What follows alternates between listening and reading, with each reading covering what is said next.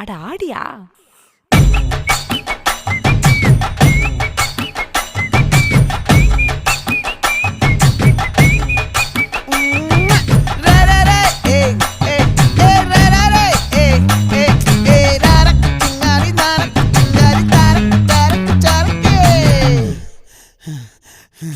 விளைஞ்சிருக்கும் என் வெத்தலை கொடி, அட வளைஞ்சிருக்கும் ஒரு சன்னல் வெடி.